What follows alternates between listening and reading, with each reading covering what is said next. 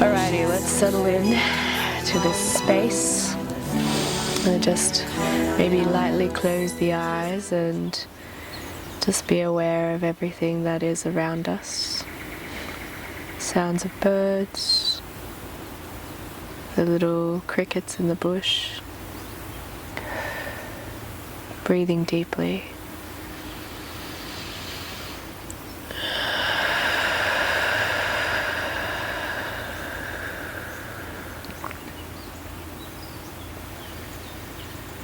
We open this sacred container in the name of God, in the name of the divine, the universe.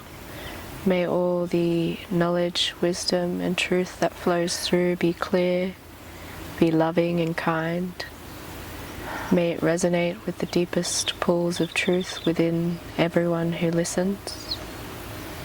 We call in our guides and ancestors into this space. We honor them with the opportunity to share our voice, to share in the spirit of connection, creation, collaboration.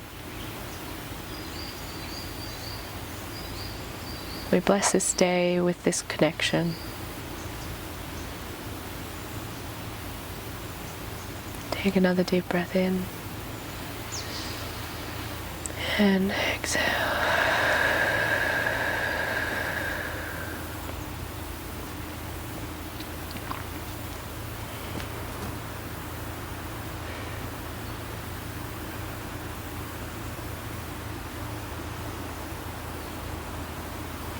When you're ready to come back to space, please come back.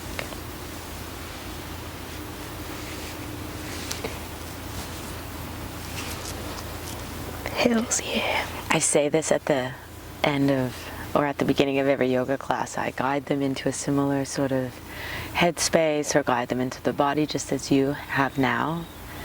And then every time I realize I have to call them back to the space, like when you're ready to come back, and inside I'm always like, but I don't want to come back. I want to stay. This is such a great space. Yeah, inside. It is inside, but also outside. Yeah. Being inside when outside.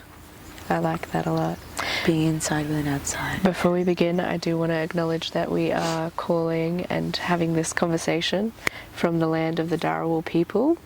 And we're going to acknowledge those traditional custodians upon the land of which we are gathered today, that their spirit of custodianship is something we can communicate and share in our words as well. For this earth, this beautiful earth that we get to walk upon and share this connection upon. Yes.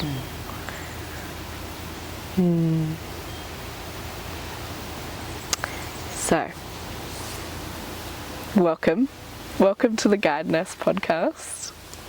Guide Ness. Yes. What a sick name. Thank you. It wasn't entirely my idea. It was dripped to me in little breadcrumbs from my guides. I was like talking to them and I was like, what am I doing with my life? And they were like, you like guiding, you like being a Ness. Guide Ness.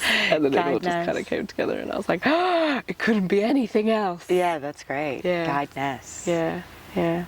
That's all we can do at the end of the day is be a guide, but Please. I'm very, very grateful and privileged to be joined here today by the amazing Lacie White. Lacie, a woman, a queen of many, many things, a goddess in her own right, but also unfurling by the daily. So it is a privilege to be joined here today by you, even though we are in a moment of unfurling ourselves.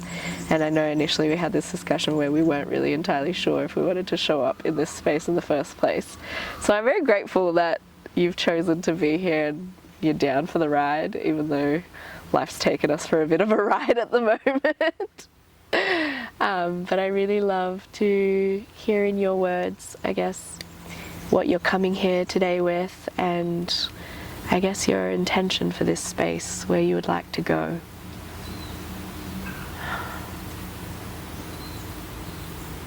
Take your time. Take your time. Interesting question. Because because of where I am sitting in myself at the moment, I feel this duality of, it's so important to have intent, right? You're like, what's your intention right now?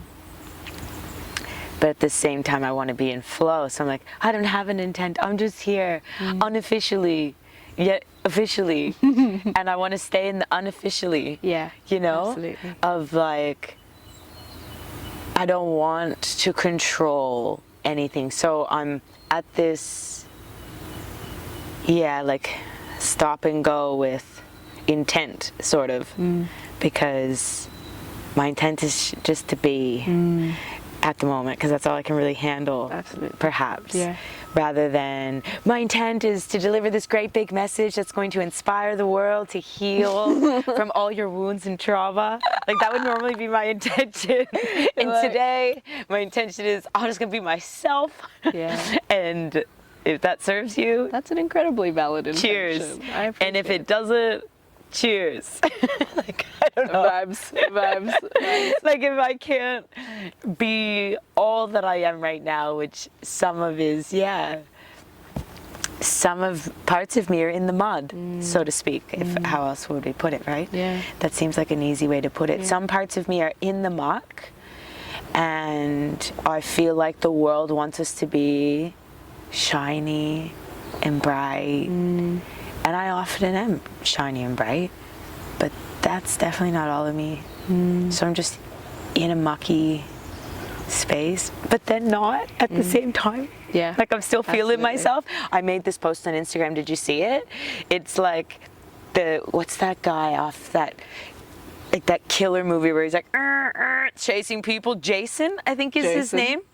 Off of Halloween? Potentially. Halloween. Tell me you've seen Halloween. I haven't seen it. You're shitting me. So it's a horror movie of a man named Jason who wears a ski mask or a hockey mask and goes around and kills everyone. Slowly, of course. This is true. Because back in the day, like the killers were always slowly. So anyway, this is a sick meme.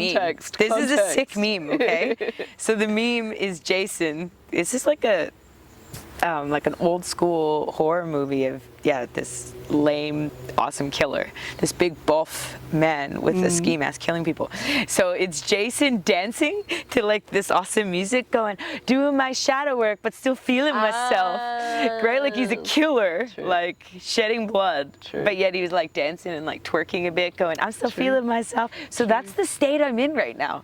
Where like I'm in the muck, my addictions are flaring up, I feel stuck, I feel emotionally unstable and somewhat lost, but at the same time I feel like I'm feeling it. I'm feeling my mess hard, like owning it hard. So that's all I could say. Thank you for sharing. Feeling my hard mess. There were so many levels in that. I appreciated all of the journey that it took to get here. Riding the waves of, I keep saying it as an ocean because I feel like it feels like an ocean of emotions. But surfing is something that I've always wanted to learn how to do, and I feel like I'm already currently learning how to do it in my emotions, but I just need to get aboard and do it in the actual ocean at some point. But so I appreciate the reference to being in the muck, because I feel like I definitely resonate with that at the moment.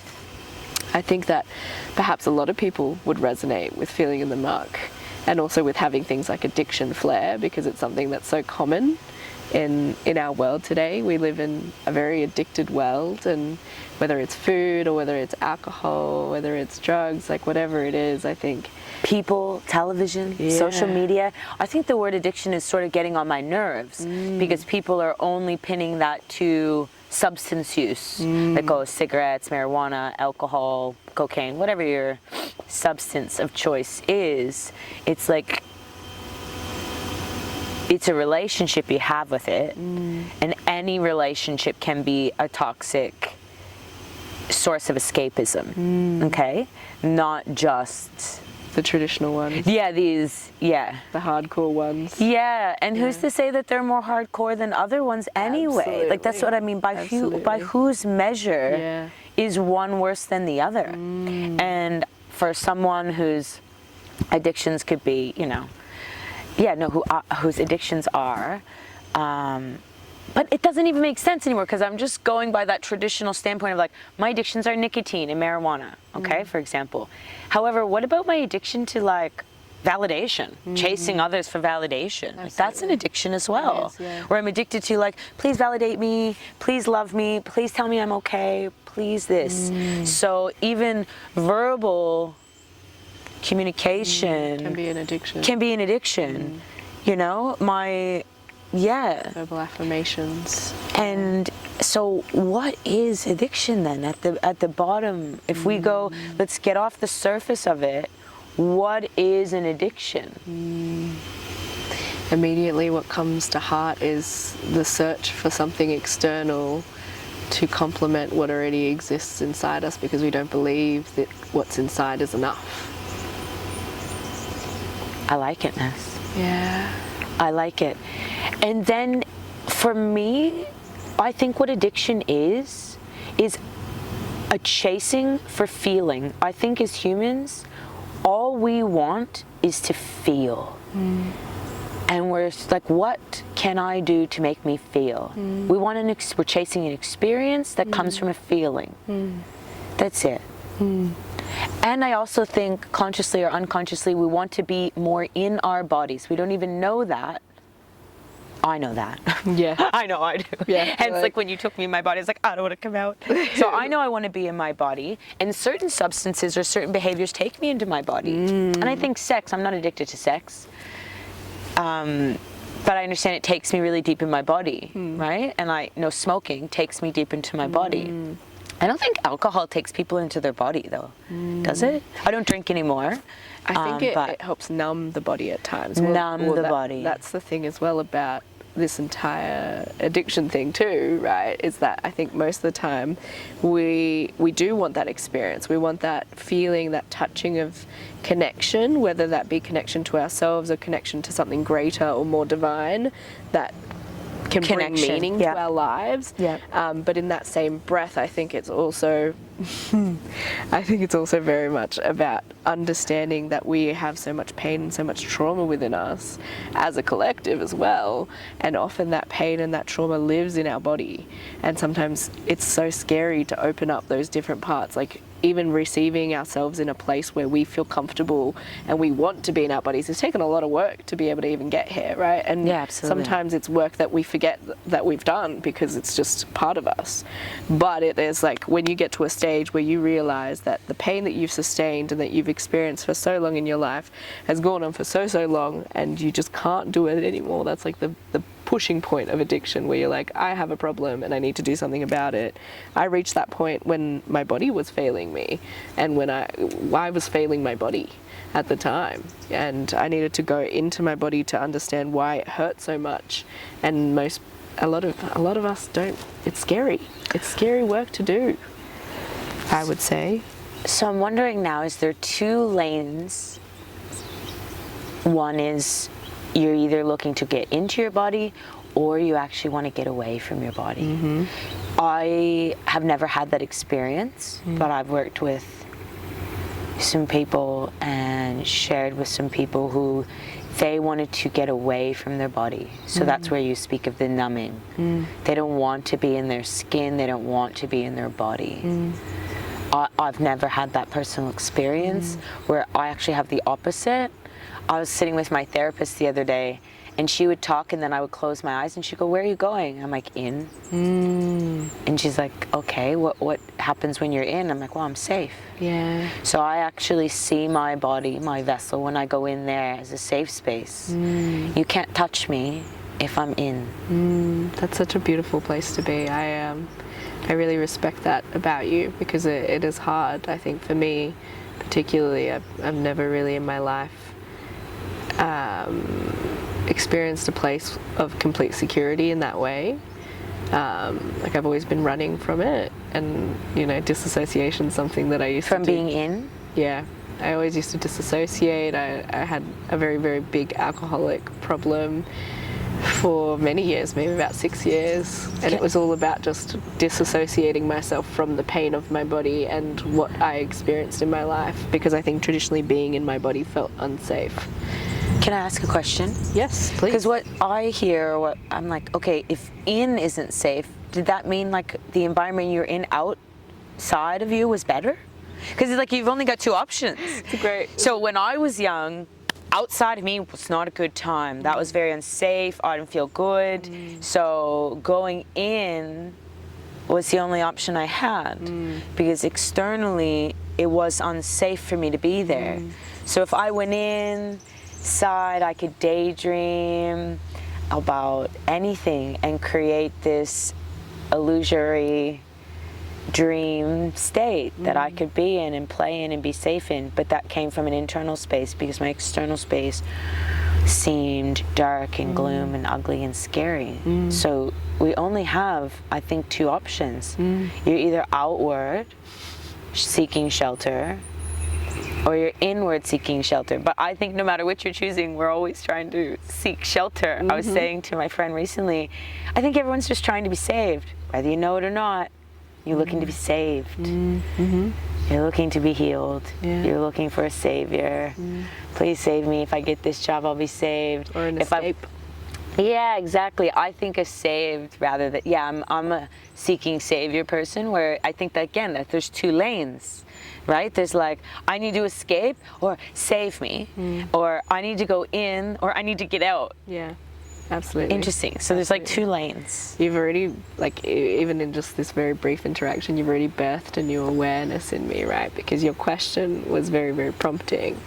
So when I reflect on it, and I reflect on how being in the body was unsafe, and how the external environment perhaps was also not safe, I think that within me birthed a need to meticulously, almost religiously, try and control my external environment to the point where it created an exhaustion within me.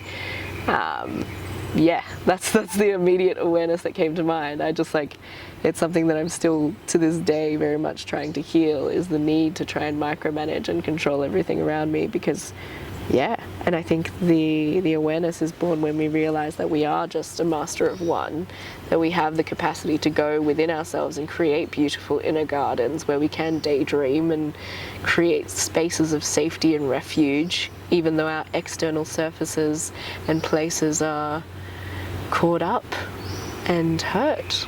So I appreciate that awareness. Thank you, Lacie. Here she is delivering awarenesses just with simple, deep questions. Always. Thank you. I really, really appreciate being prompted in that way. Yeah. Can I ask you a question? Please.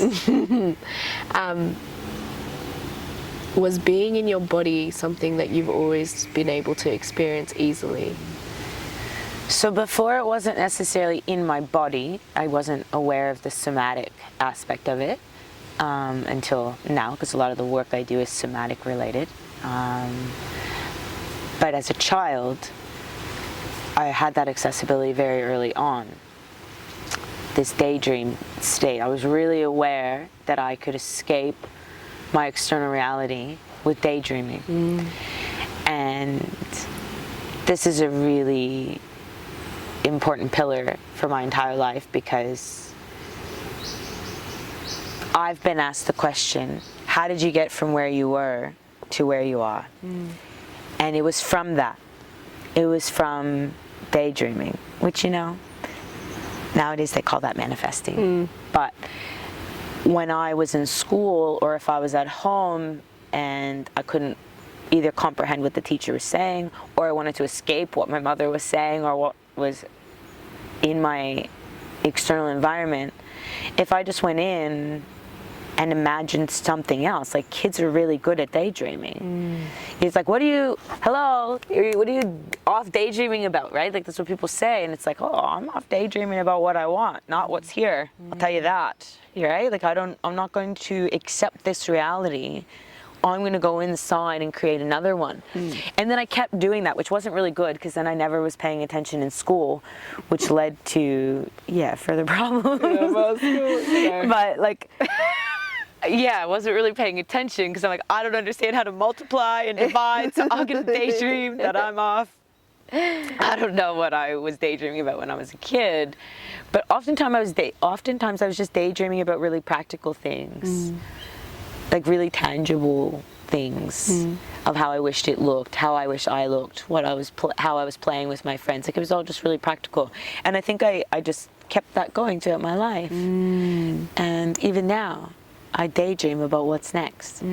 I daydream about speaking in an auditorium to people. I see that. You know, I daydreamed about teaching yoga with confidence, or whatever the case may be. I daydreamed about flying off to Australia before I lived in Australia.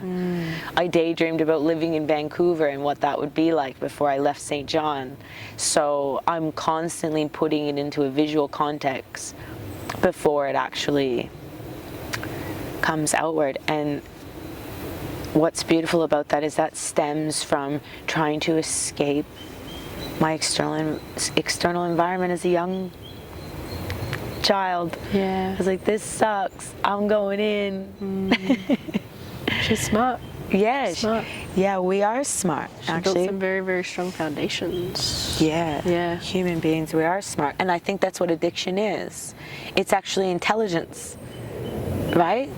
Like, even in a muscular standpoint, if like your body will compromise, or what am I trying to say?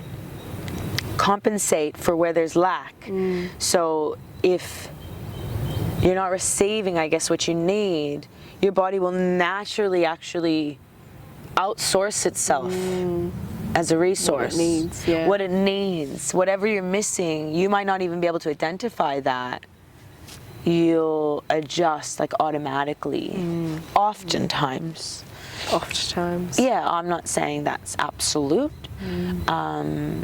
but I think I've heard a lot of trauma specialists talk about that in kids who have, you know, like they're studying childhood trauma, and how ADHD is actually coming from that, where the child is trying to recenter themselves and they don't have the resources because their cognition isn't developed enough to resource itself. So when you're faced with a particular challenge, before your cognition is met at that stage yet, then you don't know how to automatically resource yourself and compensate for what's missing. When you're a child, you don't have that yet. That's why it's so important. Yeah. Yeah, you can't resource yourself yet. You can't talk. My therapist said, yeah, when you probably wanted to first escape your environment, you didn't even have words. You're just like looking, and you probably shut your eyes then too.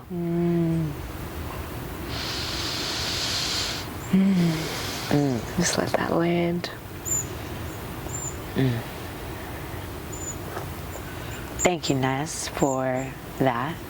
Thank you. This is you. You are the yin to my yang. I've always felt like this connection has always inspired me to greater heights, whether that's in myself or just in life in general. I feel like the last time we connected at Govinda was such a different time. It was such a different time and a different place, and I think we were different people as well at the time, and it's nice to sort of come back with new awarenesses and also an openness, I think, to really explore what it is that we have to teach each other in this lifetime, whether that be for a short time or a long time, who knows. But I'm very, very grateful for it. And I likewise. Yeah. You're bringing to mind just how much I have grown. Because I remember how I looked at Ness before is very different than how I see Ness now. Yeah, me too. Like, my lens is completely different. My lens is different too. My lens is completely different, and that's literally not that long ago. It was a year ago. And it's so different. Like, I see the world through different eyes now than I did a year ago. Yeah, absolutely. And I'm so grateful for that, because I don't know that everyone has that blessing. They're looking through the same dusty lens for years sometimes. Well, sometimes, you know, again with the Lifetimes. tools, we don't have the tools to be able to clean don't. the lens sometimes. Yeah. I feel like I've been in my life where I've been very much stuck in patterns of seeing people in certain ways and judging people in certain ways, and it's really only after I've realized how much it truly hurts me to do so that I release the need to do so, because it hurts to hold for too long. You know, you're like, isn't holding "Oh, exhausting? let it go." Like that simple, let it go. It's like the biggest. It's the biggest. Yeah. The spiritual Pop-Tart saying of the century, let it go. But it's Pop-Tart, but it's also ancient. Like it's centuries old, let go, non-attachment. You know, it's literally the statement that's the coin for me with yoga. Like I remember not knowing anything about yoga. I'm like, okay, I'm gonna stretch. This is boring. What are you on about? And then the first word out of the philosophy that hit me was that non-attachment, and it was like a light bulb went off, and I'm like, this whole lineage of yoga is talking about non-attachment. I'm like, okay, I want to attach to that. Like, okay, absolutely. How do I get on that train ride to non-attachment, please? I love that irony. Because I'm clinging. I I cling to everything. I'm like, this stone, I have such an attachment to it. If it was gone, I'd be devastated. That's true. This is Everything. This ring, you know, like just I have attachments to people, to addictions, to substances, to my morning tea. I'm addicted. I'm attached.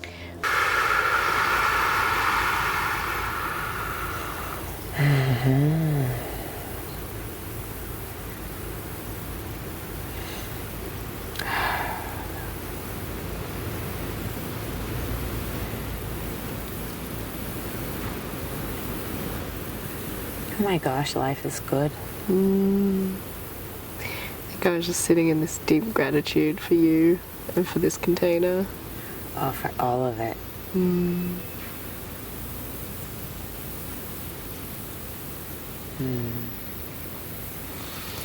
Yeah, I'm grateful. At least that's something that innately comes to me every day, gratitude. You know, some people have to set up, like, okay, I have to sit down and do my gratitude prayer, and I'm just like, it's... Girl, yep, I've been there. Yeah. I've been there where I'm like 10 things a day, every day for an entire year and a half. I don't necessarily sit down to do it anymore. I think it's you do that exercise so that you can memorize the feeling of what it feels to feel gratitude in your heart, because we're not taught how to experience the emotion, the sensation of gratitude. But when I close my eyes and I sit in a place where I literally reflect upon an entire year and a half's work of just gratitude, it's like an uplifting vibration that moves its way through my entire body, and then it helps me reach out through my crown. And I think that's what the emotion, or the motion of writing gratitude, helps you recognize the emotion and the feeling behind what it is to feel. Because especially when you're in a position when you're not feeling things, or you've disconnected from feeling things, it's helpful in reigniting that connection of like an activity connected to a reaction that lives in the body. Yeah, exactly. And I mean, I don't put things always as beautiful as you do. Just like, she's writing poetry just with her explanation. I feel like you write poetry too. I do. But when I see it in you, I just notice it. I'm like, wow, just everything she says is just this poetic, explanation. Thank you. I gratefully receive. Yeah. Thank you. And I'm like, okay, I'm going to just put it in like some boring layman terms. To me, that practice of writing the 10 things, etc., for a year is raising your awareness. So then gratitude, you're so aware of what there is to be grateful for, and then you can call it in. And again, it's just like manifesting, or what we were saying earlier about the daydreaming state. It's not enough just to think about what you're grateful for. You have to feel it in your body. Like you have to have a sensational response. And I don't know where I've got that from. I'm just so grateful. But yeah, like I could look at the sun and be so happy that it's there that I start crying. So my gratitude evokes such an extreme sensation in my body. And that's what I mean by everyone's chasing a feeling. And if you can evoke a feeling from a simple thought, shit, you're a sorcerer. Because we don't, a lot of people haven't exercised that power. So they have to look outside themselves. They need you to stimulate them enough so that they feel something, so they can go off on that experience of like, yeah, these neurological chemicals are just like floating around in me and stimulating my cells and my nerves, and I feel this euphoric state. But when you can generate that just with a thought, that's what the gratitude is for. So I think, and it's not yet, I wonder how many people are accessing that. Because it's like one thing to write down, I'm grateful for my children, I'm grateful for the sun, I'm grateful for my food. Have you felt that in your body, sensationally? Because that's when it's medicine.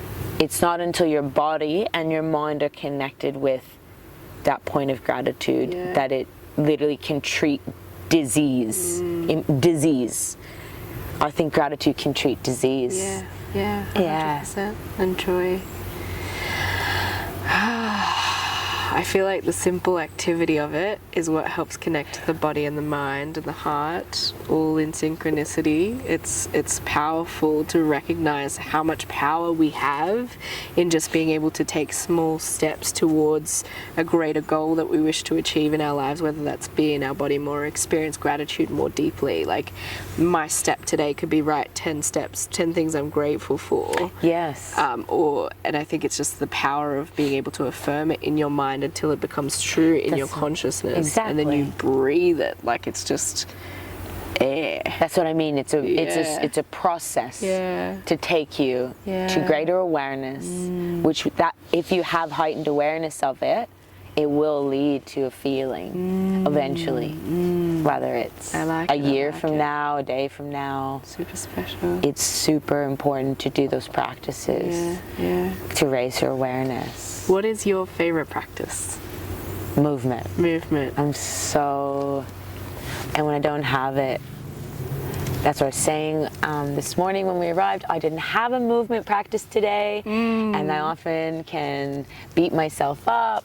It's less, it's minor, the punching I do to myself if I don't now, because I'm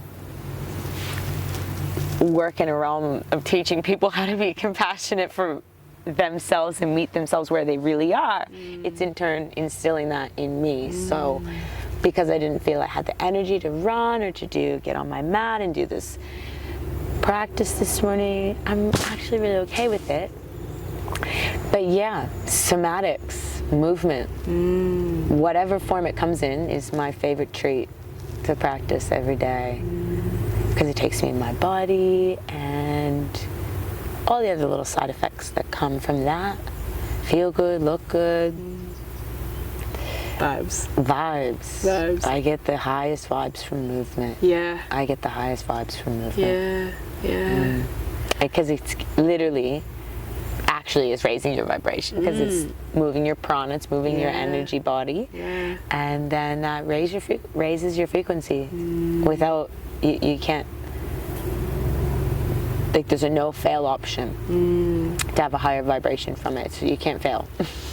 I love that. And you're literally creating vibrations within your body so that you can raise your vibration as a vibrational frequency of a human that you're here to meet. It's so exciting. It's so easy. Like you said, it's non-fail. Right? Like movement to me is the easiest. For me. Right? Like our teachers are always telling us, well, I should say my teachers, are telling me the 4 things that influence our energy are movement, breath, food, and thought. I find movement the easiest to control. Get up and move every day. And as I study that in somatic therapy and relation, it doesn't matter what the movement is. I'm realizing that me going for a run can give the same thing to me that someone just doing those tapping exercises can receive. Because this is changing your vibration. And it's by what? Movement. Tapping my body, which is creating a movement, which is changing the vibration. So move, like dancing, running, asana, on your mat, tapping, just shaking. Like I recognize its power now. It's in everything. It's a somatic thing. It's not asanas the end all to be all. It's not running, getting the runner's high. There's a high of vibration from any movement. And it makes sense. Runner's high vibe. Right? You feel a higher vibe after you run. You hit the certain state. You feel it. People are feeling that from tapping, from shaking, from dancing. I appreciate that. It's my favorite. I like it. You're a vibrational movement being. here to teach other people how to engage with that spirit within themselves that wants to move. I should call myself a vibration instructor. Whoa, I appreciate Instead that. of a yoga instructor, I'm a vibration instructor. I like it. I like it. Yeah, No, I'm a it's got vibration certain ring to therapist or it. something. I don't know. Yeah, I feel like it's also got like a sensual ring to it as well. Like it's tapping into like, I guess, the energy of divine feminine vibration. Don't even get me started. Don't even get me started. It's good stuff. It's good stuff. Don't even get me started. Yeah. Oh, why not? Well, I don't know. Why It took my mind Yeah. somewhere where I was like, I don't know if this is where we want to go. Let's No, there's no limits here. Yeah, there's Yeah. none. No, I'm not setting up many boundaries in this. No, I don't feel that this container Nobody. requires a lot of boundaries. No. I feel very open. Yeah. I feel like it just has flown in such a beautiful way that I'm just enjoying the act of being completely present in this conversation and hearing what it is that you have to share with me, and Likewise. yeah, enjoying seeing your spirit just enjoy itself as well. That's powerful stuff. To see your spirit enjoy itself. Beautiful. I see your life and I share a deep appreciation for the fact that you've chosen to share it with me and also with this container as well. Yeah.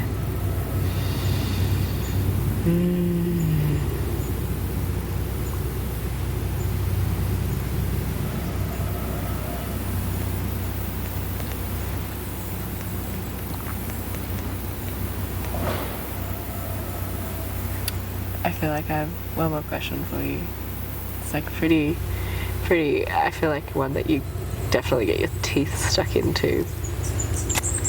As I observe the beautiful landscape and world around us, and I observe this beautiful place that we are so blessed to call home, I guess my question to you is, one, how you've been able to create a beautiful home in the earth around you that helps support and sustain your healing journey, but also two, how you plan on finding that in the outside world as well. It's a good question. So the first is in relation to the earth. How am I creating a home that supports and sustains and heals you in the ways that you've shared with me somewhat, but I'd like to learn more about that. Well, this is quite a new concept for me, this relation with the earth. And again, it's in the niyamas that we should, technically, the niyama says, which for anyone who doesn't know what a niyama is, it's like a code of conduct with your internal self. And one of the codes is to surrender yourself to God. As we all know, not everyone feels aligned with that term or that source, aka God. And for many people, God is not something that's tangible. It's like, are you there? You know? So when I teach the niyama about surrender to God, we'll leave the Sanskrit words out of it. I teach it that you should surrender to something higher than yourself, bigger than yourself, bigger than human beings. Because it's not, oh, okay, I surrender to another person. I don't want to have a guru, for example. That would be a surrendering to another human being who, as far as I'm concerned, has the same things as I do. So that doesn't resonate me to surrender to that. But I really understand that niyama of surrendering to something that's higher and bigger than you. So what does that look like? Something that will be there after you're gone. Something that will outlive you and is larger than you in all spectrums. Absolutely. Size, matter, all of it. So for me, just recently, I've been lucky enough to cultivate that with the earth. For the first time, acknowledging that there is an earth, just stomping around up here on her body and this is a relationship that's growing slowly, which is not usually how I run in relationships. Normally I'm like, I love you, let's get married. Yeah. Don't leave me ever. Yeah, so I do have that, and that's the beautiful thing, and that's what's happening with me in the earth, is I'm recognizing she will not leave me. I have a lot of abandonment issues or scars. They're not issues. I want to take that back and reframe that. Scars, wounds, healings. There's some impressions that are tender. They're not issues. They're not problems. They're parts of me that is seeking safety in relationships, and I have a layer in my body of not feeling safe in relationships, in any of them. I don't really, a part of me, this is so hard for me to say out loud, because as someone who wants to influence people back to wholeness and back to love, a big part of me is wounded to the point where I don't believe in unconditional love. I've never experienced it, as far as I can realize at this state in my consciousness. So because I don't believe that there's unconditional love, that means at any moment, Ness, you might not love me and you might leave. If I say something or look a certain way, or don't say something or don't look a certain way, you'll leave me. This is an innate fear I have. So all that to come back to your question of, I realize when you surrender to something bigger, there's a greater sense of permanence. And most of our suffering comes from impermanence. This relationship isn't permanent. This body isn't permanent. Your love for me may not be permanent. But with the earth, I think it's safe to say that this can be a permanent relationship till the day I die. And she's not asking anything of me, and she's alive. This can't be disputed, right? Where the God context, there's all this, let's dispute whether there's God. I don't want to get into it, but we know that that can be disputed. We cannot dispute that the earth is here, she has a feminine energy, and she's alive. And if she's alive, she's growing, so we know she's alive. And therefore I feel that there can be reciprocation as well. Like I feel that if she's feeding me with her growth, that she loves me. And she's not asking anything in return. And she's everywhere, no matter where I go in the world. I have this also, through abandonment and attachment issues. They're not issues. We love them. I love them, these parts of me. But I even have this sense of clinging to Australia. I don't want to leave Australia. I need this place. This is where I can't be as beautiful and whole as I am if I'm here. I know that that's all an illusion. But what's comforting is that I know the earth is on the other side of the world too. My mother is there too. So I'm trying to strengthen that relationship in a really gradual, slow, organic way. And I've laid on her. I've put my heart on her, I've laid my back on her and said, please hold me because I don't feel held anywhere else. So this is, like I said, a new relationship, one I'm going to nurture naturally and not forcefully. And again, that's new for me. Because these human relationships, I want to force them. Even when you were going to the toilet, remember I was like, don't go, Ness! Don't go! I'm going to see you in 2 seconds. I'm like, don't let me come with you. I appreciate it. I appreciate it. So I don't have to have that with the earth because she's over there and she's over there and she's here. It's the best one I can come up with, that I should surrender and be at her mercy. I can't be at the mercy of Ness because she might leave. I can't be at the mercy of my partner because he might leave. I can't be at the mercy of my parents because they might leave. That's my truth. Even my own mother and father have at times not been there to hold me.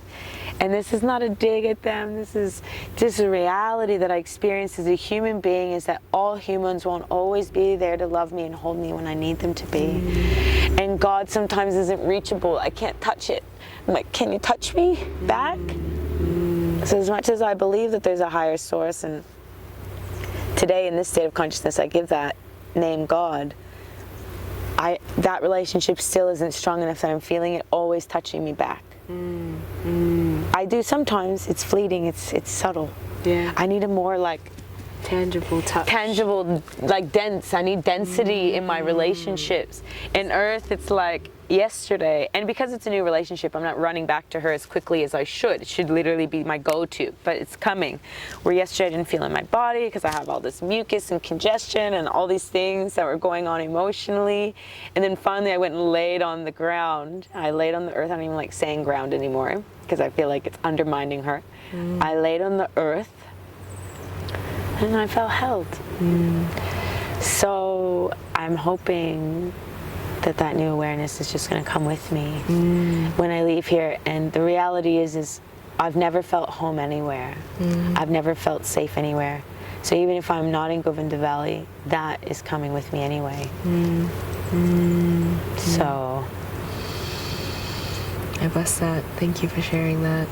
So many layers in that. It's a bit long, wasn't it? No, it's beautiful. It's beautiful to witness, I guess, a budding relationship that you are beginning, and it's I think one that she is very grateful for. I think, I'm very blessed in that my mother is an earth woman, an earth being, so she shared that love with me from a very young age, and I feel like there is a certain wisdom to being able to find it later in life, because it makes it that much more precious as well at times when you are able to, one, realize how important it is and how could I have lived my life for so long without this, and then also be able to share that budding relationship and what it means to cultivate that relationship in your later years with people, for example, who have never had a connection with the earth before, because it's such a vital force. It's a force of prana. When we look at, like Prem says as well, one of our teachers says as well, like when we look at green, it gives us prana. when we look at green, like green leaves, green forests, we receive prana from the senses, especially when we're in nature. And I think so much of our world is focused upon removing ourselves from the natural world and creating sanitized environments where we don't fuck with bugs. It's so scary. It is quite scary. I try not to sit with that concept a lot. This is true, but I think it is an important context so of awareness in what a lot of people do when they struggle with the connection with Earth, right? Because we're so used to just having these clean, sanitized environments. It's over domestication is what I see. And I was really huge for that. Like my feet, I'm a bit, I don't know what the word is, but I don't like to be dirty. I like I do dishes. Cleanliness? Yeah, it's really high in my priority list. So I even like wash dishes. I would never wash dishes without my gloves on. I would never clean or put products on my hands. The cleaning products would never touch my hands, okay? So I have this heightened sense of, domestication and like, oh, some of it's a bit just bougie of like, I don't want to wreck my nails, but also I just don't enjoy the solutions. Anyways. Circling around and back. Circle back now, Lacie. I wouldn't want to touch the ground and get my feet dirty for a long time. I called it dirt. Yeah. And again, I had to completely reframe and come back to knowing that's not dirt, that's earth. You're calling the earth dirt. It's not what dirt is, actually. But we have been conditioned to say it that way. That's why we would never walk around barefoot. I remember seeing people barefoot and being like, ew, they're disgusting. Like, they should put their shoes on. Gross. They're dirty feet. They're going to get rough, callousy feet. Like, you know, it was beautiful to see me break down that barrier that was standing in between me and the earth. Yeah, it was a literal barrier. It was a barrier. It's a huge barrier. So I realized that, and then again, because I'm very rajasic, I went on this big kick where I refused to wear shoes. That didn't serve me well either. Literally went on a hike with a friend down to the figure 8 pools and said, I don't need to wear shoes. I haven't worn shoes in 3 weeks. I just don't wear shoes. Yeah, okay, in Govinda Valley, right here, it's fine. On the nice grass. Oh my God, bro. Went on a hike like an idiot. And my friend's like, Lacie, I think you should bring them in your bag just in case. I'm like, no, I'm one with the earth. I don't need my shoes. Didn't realize that they have metal platforms, hot beaming metal platforms. I'm in such agony. It was like, I love the earth. I'm an idiot, but I wasn't on the earth. I know. It wasn't. It was metal. There was metal walkways like for a really long distance, and I was barefoot like an idiot. And I'm like, okay, I don't need to yeah, show like honor to the earth this way. Anyways, Practicing discernment and a sattvic approach. A sattvic balanced approach towards our relationship with the earth is vital. like I said, when I find relationships, I really just want to run at them. Yeah, like, speed ahead. And that's another example of how I found this relationship with Earth, and I'm like, I'm just gonna run at you and be obsessed with you and connect with you all day, every day. Absolutely. You're the love of my life. Yeah. This is how I am. Yeah. I This think is it's how I am. important. It's important to show up exactly as you are. Because if you're not, Right. what are you doing? I don't want to. Yeah. I don't know how to even do that anyway. Yeah. That's one of the things that I appreciate about you so much. I is don't that even you know just, how. regardless of where you're at, you're just where you are at. Yeah, Yeah. and I don't know how otherwise, Yeah. which is interesting. Yeah, it's beautiful. Yeah, I am grateful for that attribute. Yeah. Because, what you see is what you fucking get. Yeah. This is Lacie White, motherfuckers. I don't know if you're going to like it, but this is what's That's a here. whole lot At least of my problem. At least you're not being confused. Again, this comes back. We had a conversation earlier about truth and how that's literally quite high on my list of values and priorities within myself and what I expect from others. But what's the point if it's not truth? What's the point? You like me and it's not me? Then who cares? Yeah. Who cares? Absolutely. Who Absolutely. cares?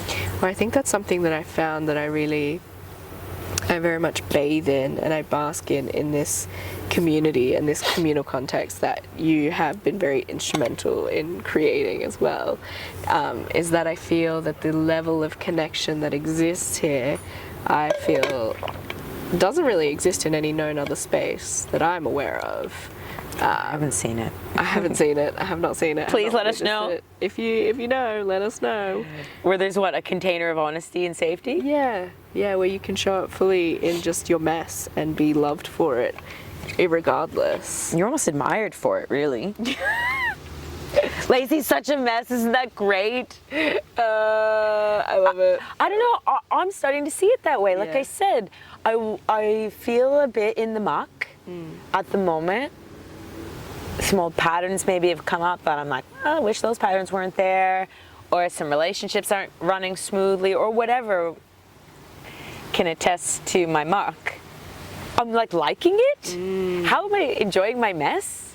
Enjoying my mess. And it's that's a superpower. It is. Because I think it's also when you reach a certain point in the journey when you're like, regardless of whatever happens right now, I could choose this, I could choose this.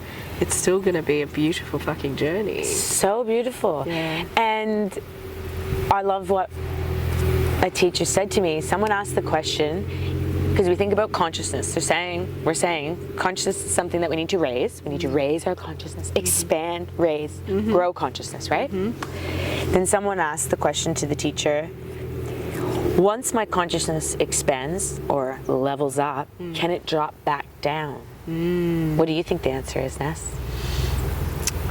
I think that we can experience dips, but we're never dropping to a point that we were in the past. He said it never goes down. Yeah. And I believe that. That doesn't mean it's not about positivity. It's not about mindset. Consciousness is not about mindset. Because I could have a negative mindset today. Nothing's working out. My life sucks. And then tomorrow I'm like, everything's okay. It doesn't matter. So your mindset can change. Consciousness is something very different. And once it expands, no, I believe you cannot go back. Cannot go back. You can't untake the pill. You can't untake the pill. You can't puke it up and forget what you've learned. Nope. And this is, I'm now having that experience that's truth. They asked my teacher that and I couldn't wait to hear the answer. I'm like, yeah, when my consciousness does expand, will it go back? I was so excited to hear his answer.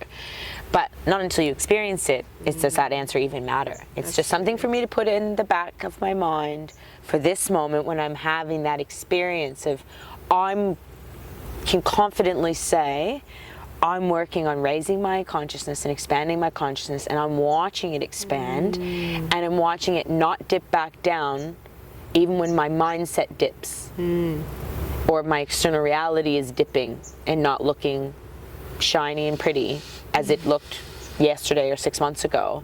My consciousness is still perceiving it all in its new frame. Yeah.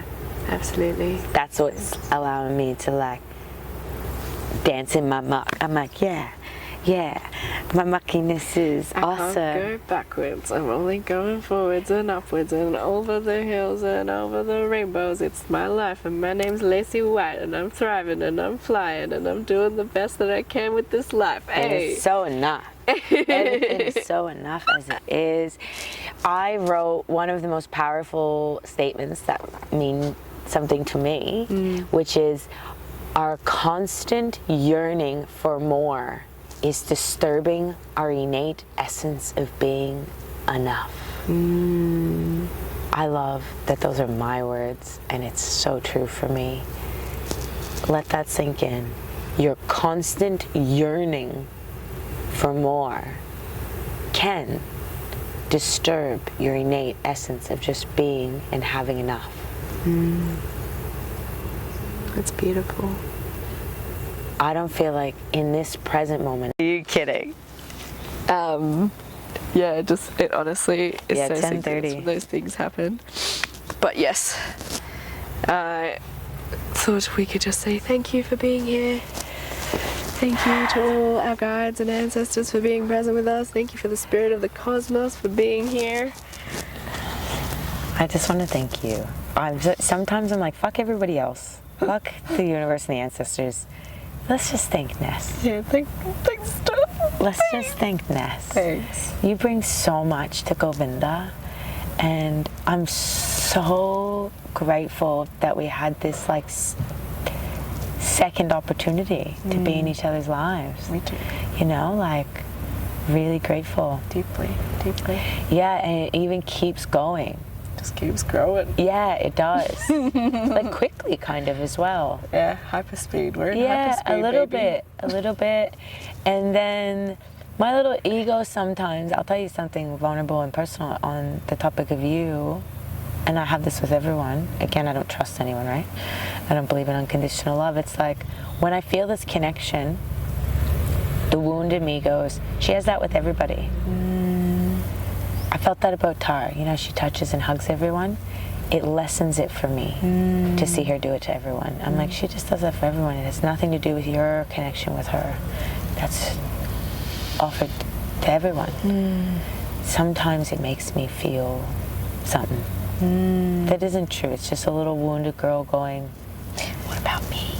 Yeah, where I'm like, okay, I have something special. And that's what Shade is doing. And then I'm not even honoring it in her.